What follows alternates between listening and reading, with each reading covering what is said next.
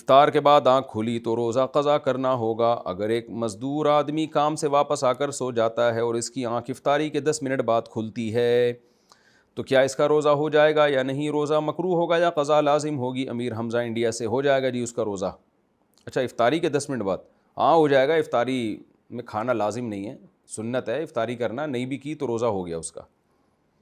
امام کے ساتھ تکبیر تحریمہ نہیں پڑھی تو کیا نماز لوٹانی ہوگی؟ اگر مقتدی نے لا علمی کی وجہ سے امام کے پیچھے تراویح میں یا کسی اور نماز میں تکبیر تحریمہ نہ پڑھی یا کسی بھی تکبیر کو نہ پڑھا ہو اور سلام پھیرتے وقت سلام بھی نہ کہا ہو تو اس کی نماز کا کیا حکم ہوگا؟ کیا اس طرح پڑھی ہوئی نماز ساری نمازیں دوبارہ دہرانی ہوں گی؟ بنت اشرف انڈیا سے۔ دیکھیں تکبیر تحریمہ تو کہنا نماز میں داخل ہونے کے لیے ضروری ہے نا۔ اب یہ امام کے ساتھ ایسے ہی آ کے کھڑا ہو گیا اور اس نے کسی بھی طرح سے اللہ کی تعظیم کا کوئی کلمہ کہا ہی نہیں نماز میں داخل ہونے کی نیت سے، تو پھر تو وہ نماز میں داخل ہی نہیں ہوا، تو پھر تو اس کی نماز نہیں ہوگی، تو اس لیے اس کو تو یہ نماز لوٹانی ہوں گی اپنی نمازیں۔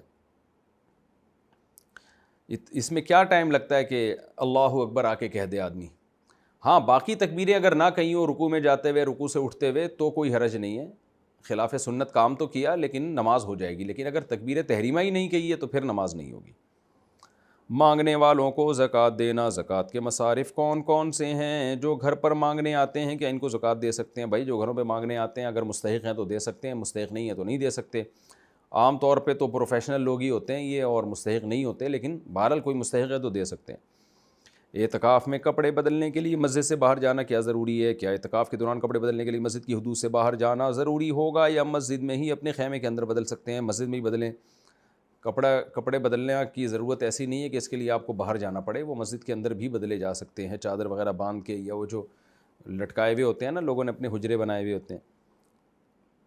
سالن بناتے وقت دھواں سونگھ لیا تو کیا روزہ ٹوٹ جائے گا؟ احتیاطی طور پر دھواں سونگھنے سے، اختیاری طور پر دھواں سونگھنے سے روزہ ٹوٹ جاتا ہے، تو یہ جو ہم سالن بناتے ہیں اس کا دھواں جو اٹھتا ہے اگر اسے اختیاری طور پر سونگھ لیا جائے تو کیا اس سے روزہ ٹوٹ جائے گا؟ فوزیہ صاحبہ انڈیا سے۔ اس سے بچنا ممکن نہیں ہے، جو خواتین سالن بنا رہی ہوتی ہیں اس میں دھواں اٹھتا ہے، دھواں اٹھتا ہے تو ناک میں بھی جاتا ہے، سونگھا بھی جاتا ہے، تو اس سے روزہ نہیں ٹوٹے گا۔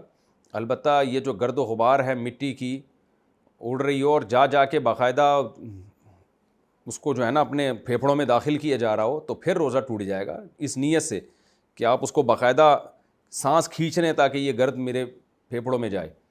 لیکن اگر ویسے ہی آپ اس کو سونگھ رہے ہیں جو نارمل لوگ چلتے ہوئے سونگھ ہی رہے ہوتے ہیں، اس سے بچنا ممکن نہیں ہوتا، تو اس سے روزہ نہیں ٹوٹتا۔